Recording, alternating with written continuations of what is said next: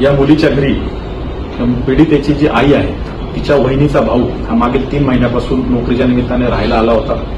दिनेश कुमार केसनाथ सहा, वय वर्ष 25, अविवाहित आहे। 25 मागील 3 महिन्यापासून या पीडितेच्या घरीच तो राहतो आणि तो देखील पीडितेचे वडील ज्या कंपनीत काम करतात रत्ना उद्योग या ठिकाणी नोकरीस आहे, तो देखील लेबर म्हणून काम करतो।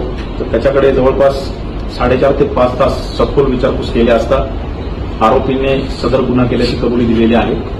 काल दुपारी मुलीचे आईवडील सकाळी 8 वाजताच त्यांच्या कंपनीत कामासाठी निघून गेलेले होते व ही 5 भावंड घरामध्ये होती। साधारण दुपारी 5 ते 5:30च्या दरम्यान त्या आरोपीने सदर पीडितेला घराजवळील 800 मीटर अंतरावर असणाऱ्या उसाच्या शेतामध्ये नेऊन तिच्यावर लैंगिक अत्याचार केला आणि त्यानंतर तिचा गळा आवळून आणि थापडाबुक्क्याने मारहाण तिला केली। त्यात या पीडितेचा मृत्यू झाला।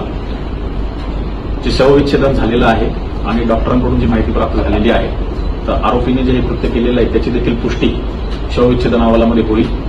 अशा प्रकारे तिच्याच घरात राहणारा पीडितेच्या नात्याने मामा लागणारा दिनेश कुमार केसनाथ सहा, वय वर्ष 25 याने अत्यंत असं हे निर्घृण कृत्य करून केलेलं आहे आणि त्यामध्ये या पीडितेचा दुर्दैवी मृत्यू झालेला आहे।